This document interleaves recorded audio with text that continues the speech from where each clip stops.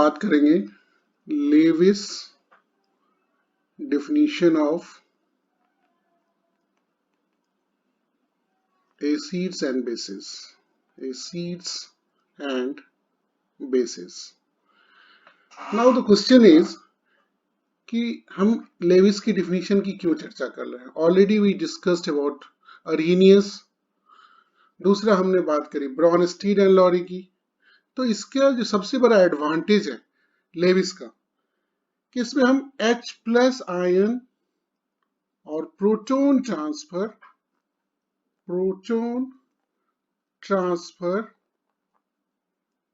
जो है उसके ऊपर डिपेंडेंट नहीं है, not dependent, which is with the, so this is the basic first important feature that H plus ion or proton transfer not dependent, जो generally दूसरे acid definition के साथ. दूसरा no solvent required, no solvent like water required for this definition. Now what is the definition of Lewis acids? So acids are the substances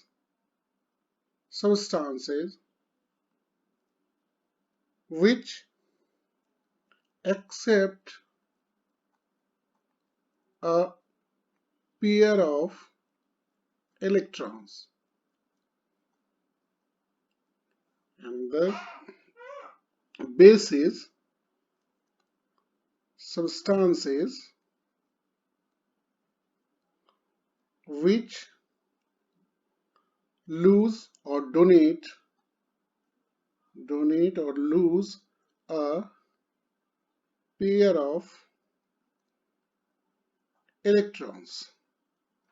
Now here's an altogether different definition. Now if we see just an example that NH3, it has lone pair. If we have H plus already there, if it becomes NH4 plus.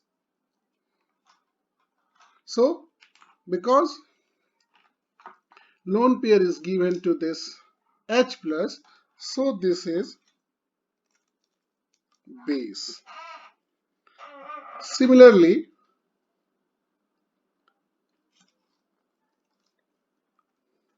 HCl, which is acid, HCl, which is acid in Arrhenius concept and Bronsted-Lowry concept, Bronsted and Lowry concept.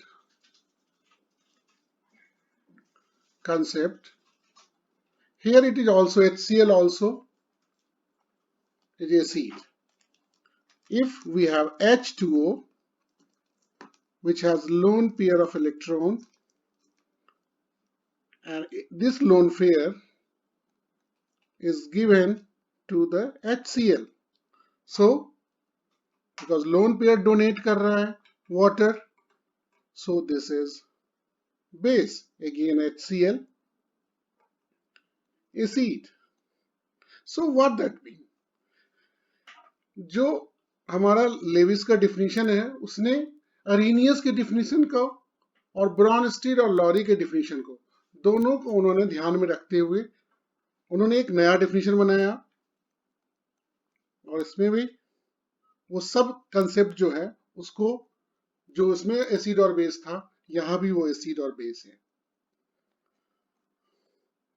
Now what is missing और what is extra? इस concept में क्या extra है या क्या miss कर रहा है? तो सबसे पहला चीज, many substance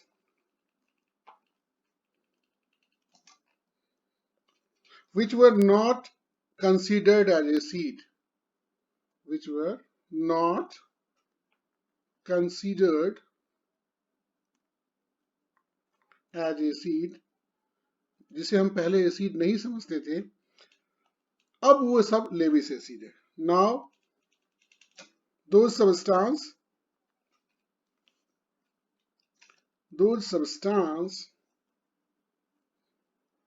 are Lewis acid.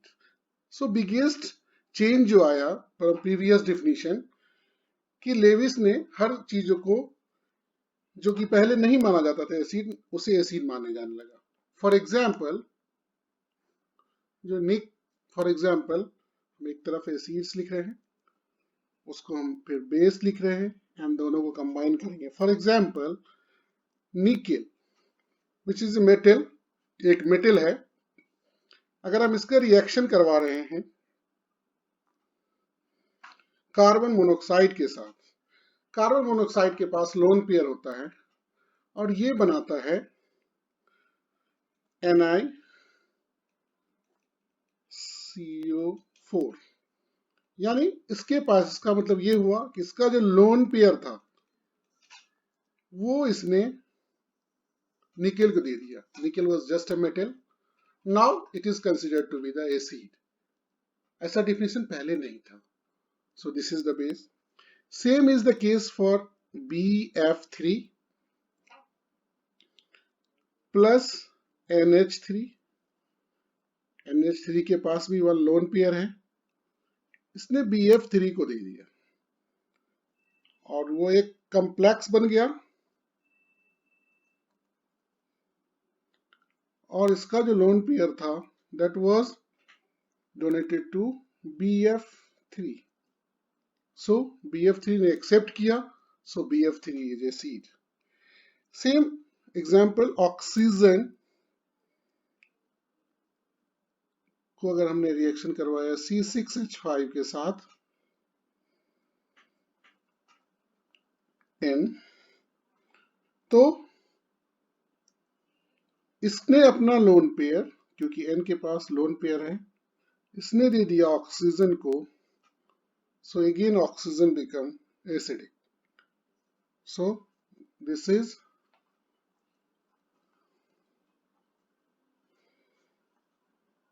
ये लोन पेयर है एंड दिस इज बी. तो जो अभी तक जिसे हम एसिड नहीं समझते थे उसे अब एसिड समझा जाने लगा और बेस भी समझा जाने लगा.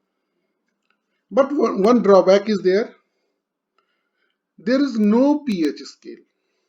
There is no pH scale. क्योंकि अगर आप किसी का pH निकालेंगे तो उसके लिए you need H plus ion. H plus ion needed, जो इसमें H प्लस का कोई है ही नहीं, हम इलेक्ट्रॉन्स की बात कर रहे हैं. तो ये one of the drawback, may be we can say that this is a drawback. हम उसका कंडीशन कितनी एसिडिक है या कितना बेसिक है ये हम नहीं पता कर सकते. दूसरा, almost everything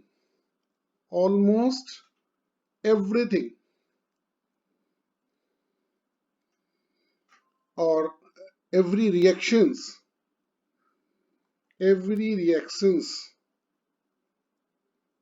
can come under